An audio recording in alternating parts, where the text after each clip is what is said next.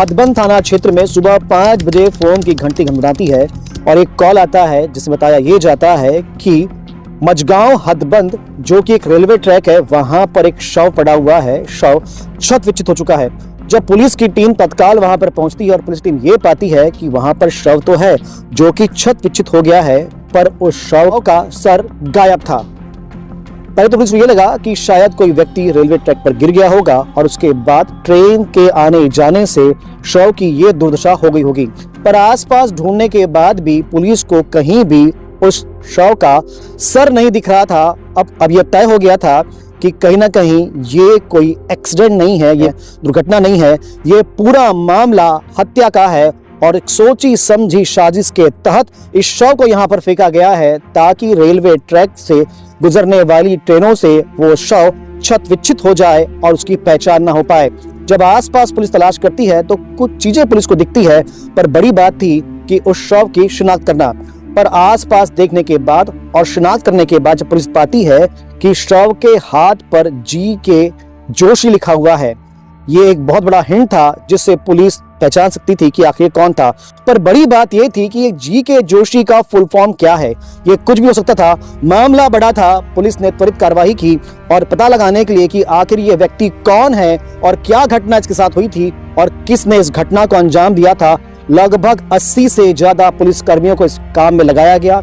आसपास के पूरे गांव में शिनाख्त की गई, पोस्टर चिपकाए गए, सोशल मीडिया में वायरल किया गया, कई गांव में मुनियाद तक की गई। पुलिस के इस सारे प्रयासों को लगभग 4 दिन बाद सफलता मिल पाई और एक बड़ा सबूत मिल पाया, जानकारी मिल पाई। तो जानकारी ये मिल पाई कि जिसका ये शव था गैस कुमार जोशी नाम के एक व्यक्ति की। पर आखिर गैस कुमार जोशी के साथ इस प्रकार के कृत्य को किसने किया था, किसने इस घटना को अंजाम दिया था, किस प्रकार की ये दुश्मनी थी जो इतनी बुरी तरह गैस कुमार जोशी के साथ इस घटना को अंजाम दिया गया था। जब पता लगाया गया तो जानकारी ये निकल पाई कि ये व्यक्ति गैस कुमार जोशी है जो कि बेमेतरा के बोते डी का रहने वाला है। तत्काल पुलिस ने उसकी पत्नी से संपर्क किया और जब पूछताछ शुरू की तो बहुत चौंकाने वाली बातें सामने में आई। पहले तो जब पत्नी से पूछताछ की गई, बातें की गई, तो पत्नी बातों को घुमा रही थी। पुलिस को शक हुआ और कड़ाई से पूछताछ की गई और पुलिस ने अपने तरीके से पूछताछ की। तब बातें सामने में आई कि इस हत्या को अंजाम देने वाला कोई और नहीं, उसकी खुद की पत्नी कुसुम जोशी थी। दरअसल बात ऐसी थी कि गैस कुमार जोशी की उम्र लगभग 39 साल की थी और कुसुम लगभग 35 साल की थी। बातें जो सामने निकल कर आ रही है कि कुसुम और गैस कुमार का लगभग 1 साल से काफी विवाद होता था। इस विवाद को लेकर गांव वाले भी परेशान थे। बात निकलकर सामने तो ये भी आ रही है कि गैस कुमार जोशी को अननेचुरल सेक्स के लिए दबाव डालता था। कुछ बात तो सामने ये भी आई है कि वो अन्य पुरुषों के साथ में अपनी पत्नी को संबंध बनाने के लिए भी कहता था। इन सारी बातों को लेकर कुसुम काफी परेशान थी। मीडिया रिपोर्ट के साथ यह भी मालूम चला है कि कुसुम ने अपने पति को मारने के लिए 1 साल पहले भी प्रयास किया था, पर वो प्रयास उसका असफल था। पर इस बार उसको अपने प्रयास में सफलता मिली और उसने अपने पति गैस कुमार जोशी को मौत के घाट उतार दिया। अब बड़ी बात यह है कि कुसुम ने इस काम को अकेले नहीं किया, उसने अपने साथ लिया अपने मामा राजेश भारती को। इसके लिए पूरी प्लानिंग की गई और प्लानिंग इतनी पुख्ता थी कि शायद अगर पुलिस इतनी पूछताछ नहीं करती तो शायद पुलिस भी नहीं जान पाती कि इस हत्या को अंजाम किसने दिया। प्लानिंग ऐसी थी कि कुसुम ने अपने पति गैस कुमार जोशी को अपने मामा राजेश भारती क्या ले गया। राजेश भारती जो कि बलौदा बाजार के दरचुरा गांव का रहने वाला था, तो कुसुम अपने पति को अपने साथ दरचुरा गांव ले जाती है। प्लानिंग के तहत वहां दरचुरा गांव में राजेश भारती और साथ में 2 सुपारी किलर तारा सिंह और अनंत, इनको साथ में लिया जाता है। जो जानकारी सामने निकल कर आई है वो ये है कि मात्र 40,000 रुपए की सुपारी दी गई थी और ये दोनों सुपारी किलर दारा सिंह और अनंत उसी गांव के आसपास के रहने वाले थे। प्लानिंग के तहत जिस रात ये लोग वहां पहुंचे थे यानी 11 जनवरी को बहुत ज्यादा शराब पिलाई जाती है, एक पार्टी की जाती है और साथ में बिठाकर मामा दारा सिंह, अनंत और गैस कुमार ये मिलके शराब पीते हैं। शराब पीने के बाद जब बहुत ज्यादा नशे में आ जाता है गैस कुमार, उसके साथ मारपीट की जाती है और लगभग अधमरा उसे कर दिया जाता है।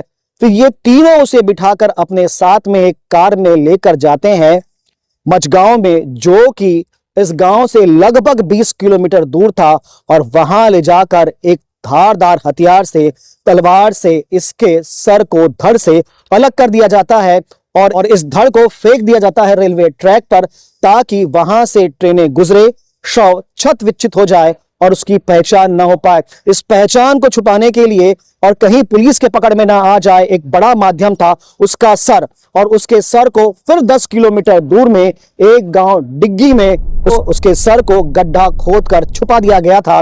पर पुलिस ने जो प्रयास किया उसके कारण पुलिस को सफलता मिल पाई और इस पूरे मामले का प्राक्षेप हो पाया। आइए सुनते हैं क्या कह रही हैं एसपी महोदय बड़ौदा बाजार की इस पूरे घटनाक्रम को लेकर।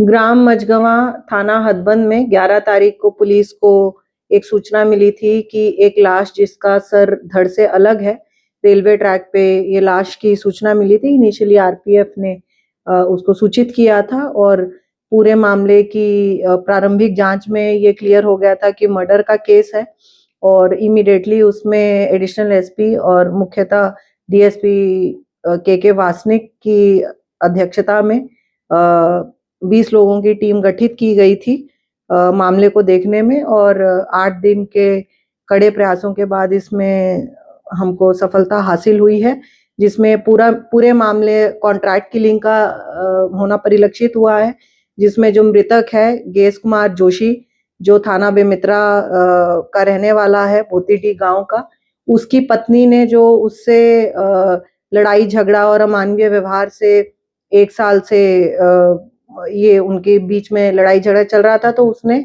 ये योजना बनाई थी कि अपने पति की हत्या करेगी और अपने मामा और जो भाटापारा का रहने वाला है और 2 कॉन्ट्रैक्ट किलर्स को उन्होंने हायर किया और घटना दिनांक को जो है ग्राम दरचुरा में पति पत्नी आए और पति को शराब वगैरह पिलाई गई, उसको काफी नशे में करते हुए उसको घटनास्थल पे ले जाया गया। फिर ये जो 2 कॉन्ट्रैक्ट किलर्स हैं जिनको सुपारी देके 40,000 रुपए में मृतक की पत्नी के द्वारा उसको हायर किया गया था, उन्होंने जो है तलवार से मृतक का गला काट के और जो बाकी बॉडी पार्ट्स हैं उसको रेलवे ट्रैक पे छोड़ा और ये जो सर था उसको दूसरे गांव में जाके, गांव डिग्गी में जाके उसको साक्ष्य छुपाने की नियत से उसको वहां पे बरी किया। ये पूरे मामले में अभी पुलिस ने 4 आरोपियों को गिरफ्तार कर लिया है और जो इसमें प्रयुक्त तलवार है और उसी के साथ में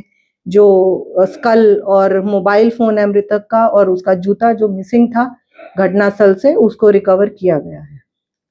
इस घटना का मुख्य कारण क्या रहा होगा ओवरऑल? मुख्य कारण जो संबंध में विवेचना में सामने आया है, जो मृतक की पत्नी है उसका लड़ाई झगड़ा और अपने पति से वो काफी इसको लेके परेशान थी और लगभग 1 साल पहले से उसने ऐसी ठान लिया था कि अपने पति को मारना है और पहले भी ऐसा एक नाकाम प्रयास वो कर चुकी थी। फिर फाइनली ये पूरी तरीकेबद्ध से और साजिश रच के इस घटना को 11 तारीख को इसको अंजाम दिया गया।